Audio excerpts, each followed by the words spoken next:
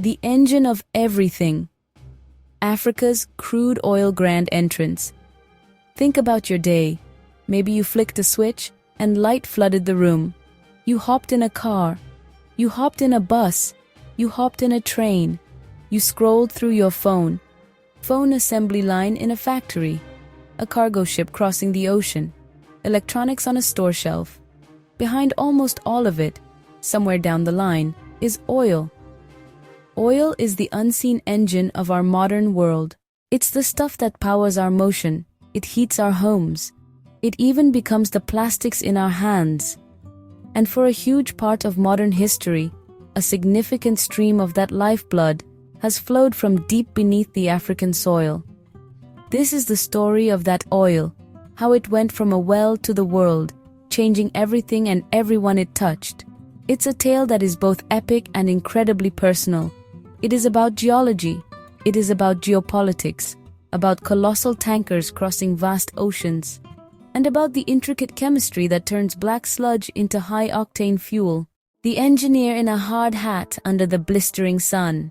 The politician signing a multi-billion-dollar deal in a cool, air-conditioned office. The farmer watching oil seep into the creek where her children used to swim. It's a story of incredible wealth and opportunity, but also one of deep-seated problems and painful trade-offs.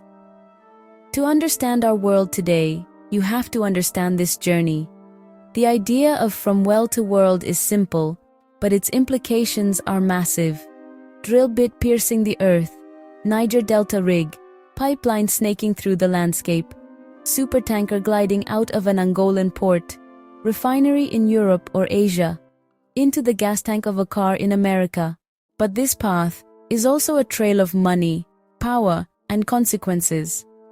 It connects a village that may not have electricity to a city that glitters with 1,000,000 lights.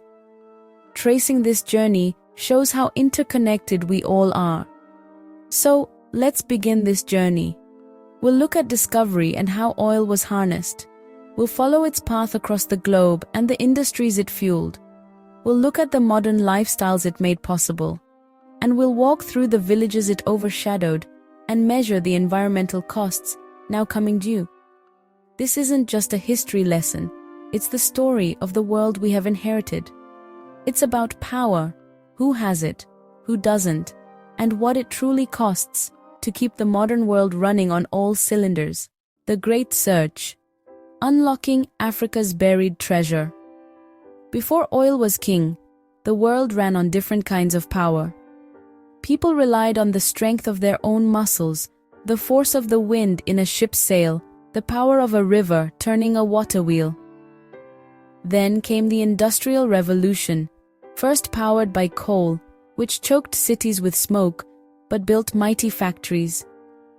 But in the late 19th and early 20th centuries, a new energy source emerged, one that was more potent, more portable, more versatile: petroleum. This black gold sparked a global treasure hunt, a frantic race by industrial nations and ambitious companies. The search parties were filled with geologists and adventurers.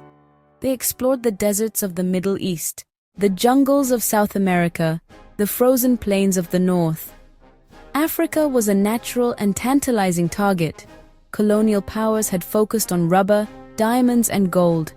But demand for oil skyrocketed. The automobile was no longer a toy for the rich, and airplanes were beginning to crisscross the skies. Factories were converting to oil-powered machinery. The hunt in Africa intensified. Big breakthroughs came after World War II. In the 1950s, vast reserves were found in North Africa, notably Libya and Algeria. In 1956, a major discovery at Oloibiri in the Niger Delta region of Nigeria changed everything. It proved sub-Saharan Africa held world-class deposits. Discoveries continued in Angola, Gabon, Congo-Brazzaville, Equatorial Guinea. The continent became a future powerhouse of global energy. International oil companies celebrated. Much of the African oil was light, sweet crude, easier and cheaper to refine into gasoline. For newly independent African nations of the 60s and 70s, Oil felt like a ticket to development. They dreamed of using revenues to pave roads, build hospitals, and educate every child. The oil wells weren't just holes in the ground. They were wells of hope, promising prosperity and power on the world stage. From deep earth to distant cities, the global journey of a barrel. So, how does oil actually get from a pocket of rock 2 miles under the African earth into the engine of a taxi in Tokyo? The process is a marvel of modern engineering, a global production line that never stops. It all starts with the drill. Giant rigs on land floating offshore platforms bore deep into the Earth's crust. Geologists follow maps using seismic technology, sending sound waves into the ground and listening for telltale echoes. When the drill hits a reservoir, earth pressure pushes crude to the surface, a moment of triumph. The first step in a very long journey. Raw crude at the surface, thick, smelly, complex. Next, transportation. Pipeline network carries oil from hundreds of wells to coastal terminals, pipelines crossing rivers, pipelines through forests, pipelines across farmlands. Coastal terminals with enormous storage tanks. Oil pumped into supertankers. A massive oil supertanker being loaded at a sprawling coastal terminal in Africa, with pipelines visible on the shore. One tanker can carry over 2 million barrels. Huge scale. Weeks at sea. Tankers follow sea lanes to ports like Bonny in Nigeria, Luanda in Angola, North America, Europe and Asia. Tanker unloads at the refinery. Refineries and towering distillation columns. Propane, butane, gasoline, cars, naphtha, plastics, kerosene, jet fuel, diesel, trucks and trains, fuel oil, ships, asphalt, paving roads. From the refinery, products are distributed. Trucks deliver, trains carry, smaller ships move coastal cargo to gas stations, to airports, to power plants, to factories. It's the last leg of the journey. When you pull up to the pump and fill your tank, you are completing a supply chain that stretches across continents and oceans, powered by incredible technology and a massive workforce. That single act connects your daily life directly back to that well, that pipeline, and that community thousands of miles away in Africa. It's a connection that is powerful, vital, and loaded with complexity. The double-edged sword of black gold, economic miracles. When oil revenue began to flow into the treasuries of African nations, it felt like winning the lottery. The numbers were staggering. Cocoa, coffee, cotton. For countries like Nigeria, Angola, and Libya, oil exports quickly became the backbone of their economies. Often over 90% of export earnings and a huge chunk of government income. This sudden influx of cash promised to finance the dreams of a generation.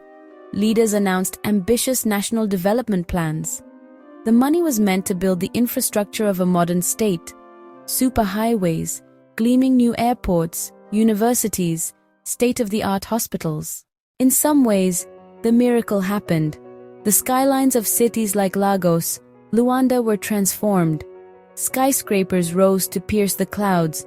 New jobs were created, not just in the oil industry, construction and transportation services that grew up around it. A new middle class began to emerge, filled with engineers, managers, and entrepreneurs. For a time, oil seemed like the ultimate development tool, a shortcut to leapfrog decades of slow progress. The world watched as these economies boomed. The numbers tell part of the story. At the peak, Nigeria earned tens of billions of dollars annually from oil, after its long civil war. Angola's post-2002 reconstruction was almost entirely funded by booming offshore oil. This wealth didn't just stay inside national borders. It made them major players in the global economy. They had cash to import goods, technology expertise from around the world. International banks and investors flocked to these new markets. The oil wealth gave these African nations a new kind of leverage and a louder voice in international affairs. The oil that flowed from African wells didn't just change Africa, it fundamentally supercharged the modern world. In the decades after World War II, the economies of Europe, North America, Japan boomed. They were building cars, expanding suburbs, creating a consumer society built on convenience and mobility. All of this required one thing above all else: cheap, abundant energy. African oil arrived on the scene at the perfect moment. It was a high-quality, relatively accessible source that could help quench the developed world's insatiable thirst for fuel. African oil literally powered the post-war economic boom. Think of the industries that were transformed. The automotive industry exploded. The dream of a car in every garage became a reality for millions, thanks to gasoline refined from crudes like Nigeria's Bonny Light. The aviation industry took off, connecting continents and making international travel and trade faster than ever before. Jets flying from London to New York, Paris to Tokyo, were often burning fuel that had its origins deep beneath the African continent. The global shipping industry, which carries 90% of world trade, ran on heavy fuel oil, another product of those same refineries. Beyond just fuel, oil is a fundamental building block for a vast array of modern materials. This is the world of petrochemicals. The same barrel of African oil that provides gasoline for your car also provides raw materials for plastics, fertilizers, polyester, nylon, detergents, pharmaceuticals. Look around you. The case of your computer, the dashboard of your car, the pipes bringing water to your home, the fertilizer that grew your food. So many of these things start their life as hydrocarbons pumped from the earth. Africa's resources helped build not just the energy of our world, but its very substance. This flow of oil redrew the maps of global trade and politics. Europe in particular became heavily reliant on oil from North Africa, especially Libya, Algeria. This created a deep economic interdependence. The United States and later China became major importers of oil from West African nations like Nigeria, Angola. Energy security became a key pillar of foreign policy. The steady, reliable flow of oil from Africa was not just an economic matter, it was a strategic imperative for the world's great powers. In this way, the fate of a drilling platform off the coast of Angola became directly linked to the economic stability and national security of countries half a world away. The story of how African oil supercharged the modern world is a story of immense power and deep paradox.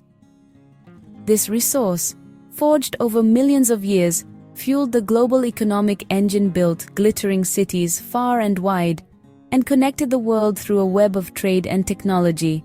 It gave African nations a powerful commodity and the dream of a prosperous future. But it is also a moment of opportunity. The road ahead requires courage and foresight. African nations must use their remaining oil revenues not just to fund today's budgets, but to invest in tomorrow's economies. This means aggressively diversifying away from oil. It means investing in education to empower a new generation with the skills for a green economy. It means strengthening agriculture to ensure food security. It means supporting manufacturing to create stable jobs. Crucially, it means channeling funds into renewable energy, harnessing the continent's abundant sun and harnessing the continent's abundant wind to power its own future and become a leader in the next energy revolution. The story of African oil is not over. Please drop your comments, like, share, and subscribe to Africa Lens for more insightful videos. Thanks.